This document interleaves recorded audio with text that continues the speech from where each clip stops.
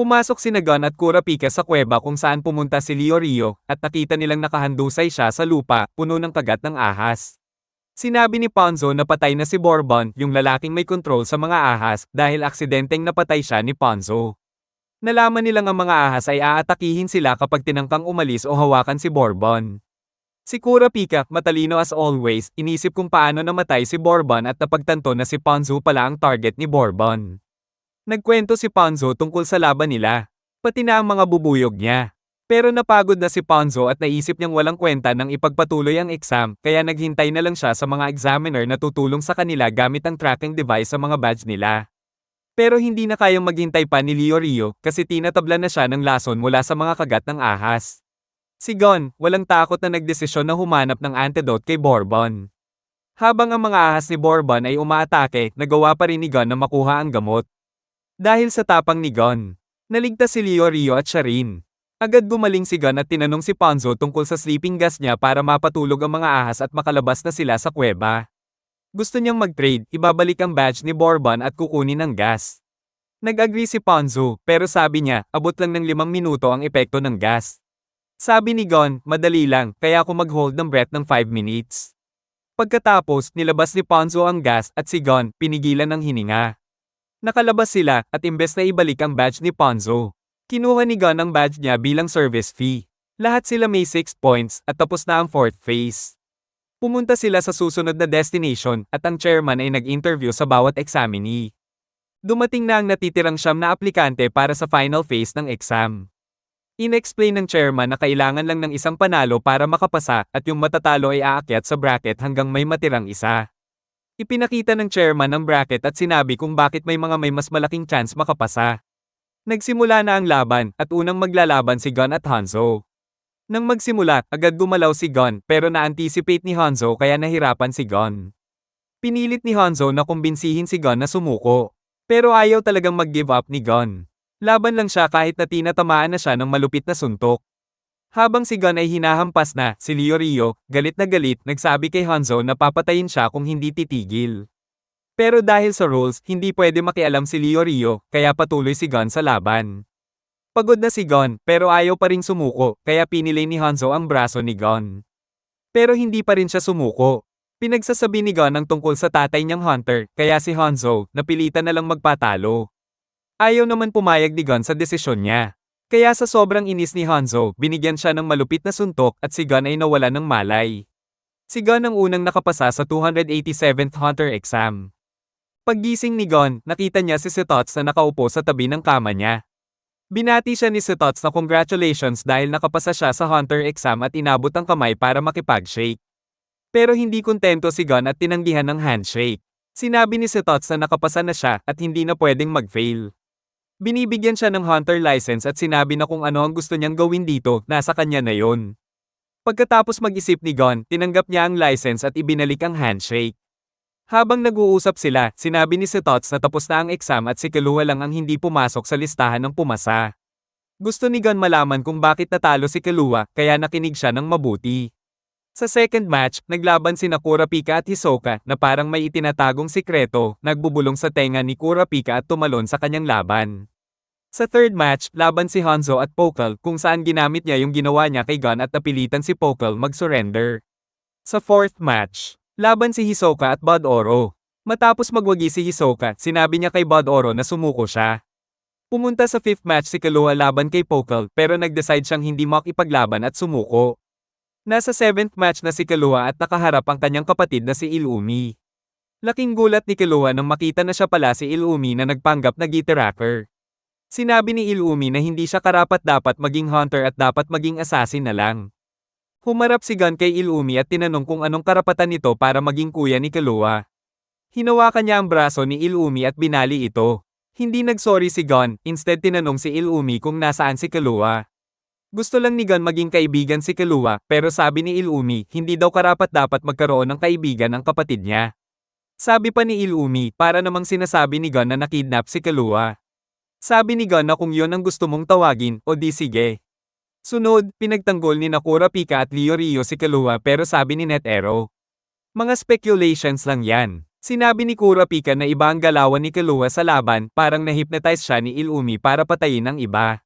Sabi pa ni Leorio, baka tinulungan siya ni Killua sa laban nila ni Bod Oro, kaya siya na dapat ang ma-disqualify, hindi si Killua. Biglang nagtanong si Pokel tungkol kay Kurapika at Hisoka, pero sabi ni Kurapika, hindi siya magsasabi kung anong nangyari.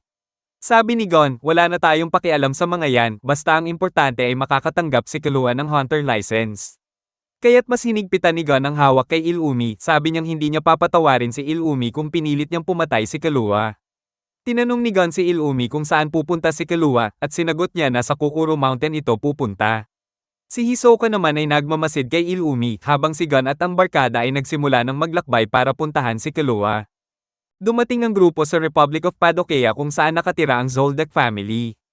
Nagtanong-tanong sila at sumakay sa isang tour bus. Habang naglalakbay, sinabi ni Kokulo na ang Kukuro Mountain ay tahanan ng mga Zoldyck. Pagdating nila sa harap ng gate, tinawag itong Gate to Hades. Sinabi ni Coco na para makapasok, kailangan nilang dumaan sa maliit na pinto sa gilid ng security checkpoint at lahat ng pumasok doon ay hindi na nakabalik. Habang naririnig ito, dalawang loko-loko ang tinukso ang gwardya at kinuha ang susi. Pumasok sila sa maliit na pinto para magpicture ng mga Zoldicks.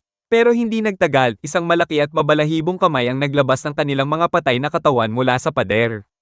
Nagtakbuhan ng mga turista at si Coco, pero hindi si Gon, Kurapika, at Leorio, na nakilala si Zebro. Dito nila nalaman na si Mike, isang mabagsik na hayop, ang pumatay sa mga pumapasok sa gate at sumusunod lang siya sa mga utos ng Zoldicks. Hindi ibinibigay ni Zebro ang susi para hindi mamatay ang grupo. Dahil kay Kurapika, nalaman nila na hindi si Zebro ang gwardya, kundi isang tagalinis ng kalat ni Mike at ang tunay na pinto ay ang huge gate, kilala rin bilang testing gate na hindi papatayin ni Mike ang sino mang dumaan dito. Sinubukan ni Leorio na buksan ang pinto, pero hindi niya kaya. Tinulungan siya ni Zebro at binuksan ang unang pinto na may bigat na 2 tonelada. Napagtanto ni Gon na hindi niya kayang buksan iyon at humingi ng tulong kay Zebro. Tinawagan ni Zebro ang isang butler. Pero hindi ito naniwala sa kanila. Nainis at pinili ni Gon na akyatin na lang ang pinto gamit ang fishing rod, sinubukan siyang pigilan pero hindi siya pumayag. Kaya't sinamahan na sila ni Zebro sa loob ng malaking pinto. Pagpasok nila, tinawag ni Zebro si Mike. Pagkakita nila kay Mike, parang wala na silang laban at natakot sila. Pero sinabi ni Gon na gusto pa rin niyang makipagkita kay Killua at gabayan sila ni Zebro. Habang nasa Kukuro Mountain, tinanong ni Zebro si Gon, Kurapika, at Leorio kung gaano katagal sila maghihintay. Sinabi ni Gon na hindi sila aalis hanggat hindi nila nakikita si Killua. Pagkatapos magtrabaho, dinala ni Zebro ang grupo sa kwarto ng mga kasambahay at ipinakilala si Sequant. Binati sila ni Sequant ng may kabang at sinabing huwag na lang mag-aksaya ng oras dahil hindi nila matutulungan si Killua. Si Leorio, na naiinis na, sumagot ng malakas pero hindi apektado si Sequant. Sinabi ni Sequant na delikado ang daan at mas mabuti pang umuwi na lang sila. Pero si Gon, matigas ang ulo, sinabi na kaya nila yan. Ibinigay ni Zebro ang mga vest sa may bigat na 50 kilo at nagsimula ang training nila. May mga pagsubok tulad ng pag-inom mula sa mga basong may bigat na 20 kilo. Tinutokso sila ni Sequant na bibigay din sila at uuwi na lang pero hindi sila sumuko. Sa mga pagsasanay nila, natutunan nilang mapagalaw ang pinto. Sa mga sumunod na araw, tumulong na si Sequant at binigyan sila ng tips. Sa wakas, nagtagumpay silang buksan ang pinto. Habang naglalakbay, nahanap nila si Canary, ang butler, at tinanong kung makikita nila si Killua. Pero si Canary, walang pakialam, hindi sila pinapayagan. Nag-away sila at si Gon, kahit sugatan, hindi tinigilan si Canary. Pero nagmakaawa din siya na tulungan si Killua. Sa huli, binaril siya ni Kaikyo Zoldyck at sinabing ayaw silang makita ni Killua. Si Kaikyo ay nagbigay ng mensahe galing kay Killua na hindi siya pwedeng makita ng mga kaibigan niya ngayon. Sa isang flashback, nakipagkita si Killua kay Illumi na nagtatanong tungkol sa kanyang huling misyon. Nang hindi sumagot si Killua, umalis si Illumi. Dumating si Canary, isang bagong butler apprentice. Nung nag-aabot si Killua ng mansanas, hindi tinanggap ni Canary dahil siya ay isang katulong at si Killua ay amo. Sinabi ni Killua na natutunan ni Canary ang silent gates mula sa Meteor City. Kaya tinuruan niya ito ng rhythm echo. Pero biglang may mga bounty hunter na umatake, pero walang kahirap-hirap pinatumba ni Canary isa-isa. Nung nasugatan siya, ginamit niya ang rhythm echo para talunin ang leader ng mga ito. Si Zebro ay pinakiusapan ni Canary na linisin ang gulo, tapos lumabas si Mike at agad sumuko ang Blacklist Hunter. Si Killua ay naiinis kasi alam na ni Canary ang Rhythm Echo, kaya tinanong niyang maging magkaibigan sila. Pero dahil may mata na nakatingin sa kanila na si Kaikyo, tumanggi si Canary. Samantala, si Killua ay binugbog ni Milluki, ang kapatid niyang masungit dahil sa pagtakas niya. Pinutol ni Zeno ang mga kadena ni Killua at pinayagan siyang umalis. Si Milluki ay nagmaktol pero sinabi ni Zeno na special si Killua at hindi siya spoiled. Habang nagkakagulo, si Kaikyo ay nagmamadali at si Silva ay nakipag-usap kay Killua. Sinabi ni Silva na kung gusto niyang makita ang mga kaibigan niya, kailangan niyang magpatawad at huwag silang pabayaan. Sumagot si Killua na gusto niya silang makita. Si Kaikyo naman, biglang sinabi na umalis na sila. Pero si Killua, tinignan siya ng masama at naglakad paalis. Matapos pakawalan ni Silva, tumuloy si Killua sa butler's quarters, kung saan papunta rin si Gon. Habang papunta sila, may isang butler na kinakausap si Kaikyo na nag-aalala kung si Killua ang magiging susunod na tagapagmana ng Zoldyck family. Pagdating ni Killua sa quarters, inutusan niya si Goto na tawagin siya at dumating naman si Gon at ang iba.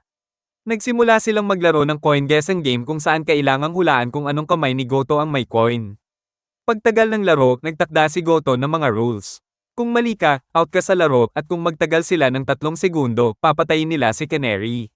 Sa unang round, si Leorio at Kurapika mali ang sagot, kaya si Gon na lang ang natira. Pero bago ang final round, humingi si Gon ng kutsilyo para tanggalin ang pamamaga ng mata niya. At boom, nakuha ni Gon ang tamang sagot. Sa huling round, sumali pa ang ibang butlers at naging sobrang bilis ng laro. Pero si Gon, walang takot, tinuro kung sino ang may coin. Nagpalakpakan ng mga butlers, sinabi nila na joke lang lahat ng threats nila. Pampatagal lang ng laro. Pagpasok ni Killua, naghiwalay ang grupo at sinabihan sila ni Goto na huwag magtiwala basta-basta sa ibang tao. Sa train, napag-usapan nila ang plano nila. Tinatanong ni Killua kung bakit hindi ginagamit ni Gon ang hunter license niya at sinagot siya ni Gon na kailangan pa niyang magbayad ng utang sa mga tumulong sa kanya. Si Kurapika, sinabi na alam niya kung saan matatagpuan si Hisoka at sinabi na marahil ay makikita siya sa York New City, pati na ang Phantom Troop. Naghiwalay sila, nagpa siya na magkita-kita sa September 1 sa York New City at magtutuloy sa Heaven's Arena para mag-training at magkapera. Sa Whale Island, dumating ang postman at nagbigay ng sulat kay Mito habang ang lola niya ay nanunood sa likod.